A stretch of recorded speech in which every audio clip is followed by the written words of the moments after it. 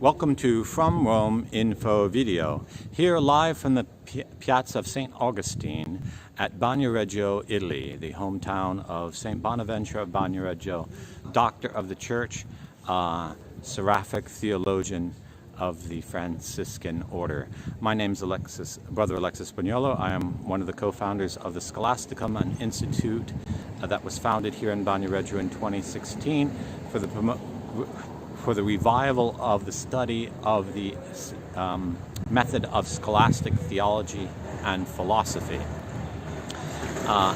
Today I'm doing a small announcement entitled From the Fountain of Christ's Wisdom about Bonaventure's importance of his thought, and to announce that this fall the Scholasticum Institute telematically will begin courses on Bonaventure's 4 books of sentences. First, something about St. Bonaventure. He was born here at Bagnoregio around the year 1217, 1219, during the lifetime of St. Francis. As a little boy, he got sick, and his mother interceded with the saint for his curing, and he was cured. And so when he became a friar years later, he took the name Bonaventure to thank the saint for that great favor. His father was a doctor here, and he studied Latin and medicine, and his father sent him to Paris to become an expert in the medical arts of that age. But he got the grace of God and became a friar, and dedicated himself to the pursuit of wisdom, the wisdom of Christ. The importance of Bonaventure cannot be underestimated in our present age, which has so abandoned Christ as its master, and Christ's thought as a guide for civilization, that chaos seems to be breaking out all over. The wisdom of Bonaventure lies in this, that his whole mind was dedicated to the worship of God, the truth, incarnate in Jesus Christ. And for him, the study of truth was not something that he created, or that he invented, or that he was the first to discover. He understood the study of truth as to be a walking along paths already taken to see where they lead, and then extending them a little bit further. His was a study of the great writers and thinkers of past ages, a lively debate and interaction with those of the present age in which he lived. But he was always a man who understood that he was just a little man on the shoulder of giants. Far cry from the errors of modernity, where most thinkers think they must recreate an entire ideological world in which to live, and in which they take refuge and act like dictators to modernity, telling people how to think and how to live. His was one of accepting the achievements of the past in a true humble and Franciscan way, with great appreciation for what our forefathers in all fields of science had achieved. At the same time, he was a diligent examiner of texts and concepts, ideas and thoughts, so that in the understanding of these ancient authors, he always sought to reconcile apparent divergent opinions, or at least work them into a whole body of knowledge where one understood what each author was saying in the sense he said it. The study, therefore, of Bonaventure represents a great need for the church today, especially, and not only in the fields of scholastic theology and philosophy, but let me first begin there. Scholasticism is often misrepresented. There's all kinds of this kind of scholasticism and that kind of scholasticism, but in its authentic classical form, that flowered in the mid-13th century at the University of Paris, and of which we have the great authors of St. Thomas of Aquinas, St. Bonaventure of Bagnoregio, Alexander of Hales, St. Albert the Great, and others who followed that method even though they may have not been at Paris.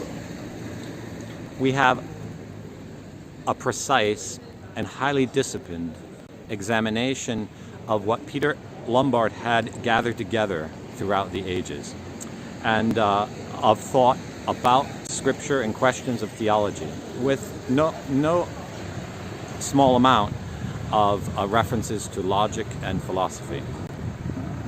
It was a precise forensic science that looked at what was said and sought to understand it precisely, finding in it indications of a profounder understanding of truth without deviating from the bounds already discovered and drawn out.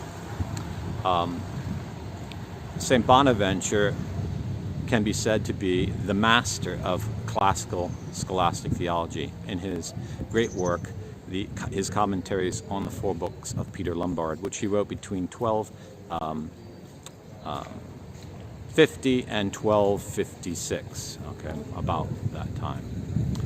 First, because his commentary in the books of sentences is one of the most complete and most ample.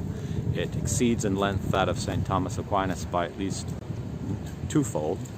And because St. Bonaventure, in his study, though he is reworking many of Alexander of Hale's opinions, and in his humility professes not to go beyond that,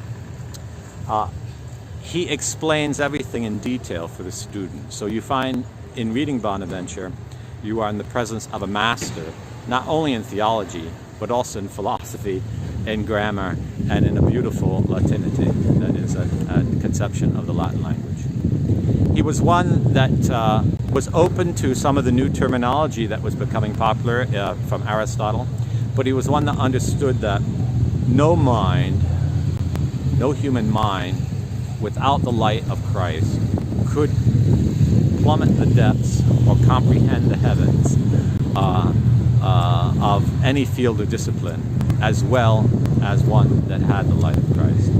He was a firm believer that though our faculty of reason was part of our nature, nevertheless the perfection of its activity required grace. And because of that, his entire commentary and book of sentences follows very closely the opinions of the fathers, and seeks to open up the questions in a sense that touches the faith of the individual and spurs him in his devotion to Christ. He's called the Seraphic Doctor precisely because of that ability. He is not a terse writer like Aquinas, and he writes lengthy and explains at great length, which is probably one reason why it's difficult to translate all his works into English. And I thank God that he gave me the grace to translate 3 of his 4 books on the commentaries of sentences. What's important about Bonaventure today is, though, he shows us what a true Catholic mind is. It builds on the achievements of the past. It doesn't try to reinterpret anything or impose a false hermeneutic.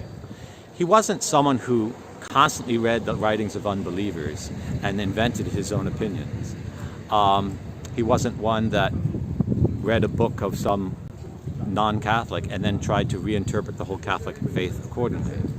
And thus he's a much more restrained and sober user of Aristotle and Plato in the concepts that they proposed than Thomas Aquinas ever was, because his method is always to look to see if there's a value in non-Christian writers, but always to hold that the principles of the Catholic faith and of Catholic theology are the ones that rule. The Christian authors are the ones to cite with authority. And the opinions of those who are not Christians always should be held within a certain bounds, never to be ruling principles or ones that will touch how we express the faith and how we understand things that have always been understood. So he's an eminently Catholic thinker, and an eminently sober thinker, an eminently disciplined thinker. Reading his commentaries on the 4 books of sentences, you see step by step the building of a great fortress of wisdom, that in the process of building it, makes the student under the guide of Bonaventure become a master builder himself, understanding how things go together and how to reply to every question. So in our modern times, when it is very necessary to have the capacity to give a quick reply to any kind of objection or interjection or question, Bonaventure is also an excellent master, though he lived in an age before everything that is telematic. So for this reason, a group of scholars in 2016 and I founded the Studium Scholasticum, an institute, a nonprofit here in Italy, to revive the scholastic method, revive the study of the books of Lombard under the light of Thomas and Bonaventure, and understand how those books were put together, and to understand the scholastic method, whether it's applied to theology or philosophy. So although in that year the Institute didn't do more than offer a course in Latin, because we did not yet have the funding and we couldn't yet find a physical place here at Bagnoregio, the ideal has lived on, and I, as one of the co-founders, want to carry it on. So it's much easier now to undertake telematic education, which was our primary goal in the Institute, although we were hoping to offer physical courses. But since it's now so much more easier, there's really nothing to prevent the Institute going forward. So this fall, as president of the Institute, I'm going to announce that we are going to open our doors and begin courses on the 4 books of Peter Lombard, and I will lecture on them from Bonaventure. It will be a 4-year course in scholastic theology, and students who want to matriculate will find information shortly on the website studium-scholasticum.org. Classes will be taught on Zoom, and you'll need to have that app on your cell phone or on your PC or tablet, and you'll need to participate live. So it will be a challenging course for everyone, okay, because of the telematic nature of it. And I will lecture it 3 to 6 hours every week for 15 weeks for each semester. And so whether other courses will be given or not will depend on whether other faculty members are able or are willing this fall to start offering other courses. But what other courses are offered depends on each instructor. So I encourage you to spread the word, because this will be the first time the books of Peter Lombard will be commented on. The scholastic method will be revived in its classical form, and probably the last 500 years, okay? And it will, I think it will greatly help the church right now, which is being assaulted from within and without by the most gravest errors. And it will train a new generation of theologians and philosophers to think very precisely, very quickly, very accurately, and very Catholic. So we will do it telematically, so and the Institute will be supported by the American nonprofit Save Old St. Mary's. We don't yet have a place here at Bagnoregio, so you'll be able to take courses from anywhere in the world.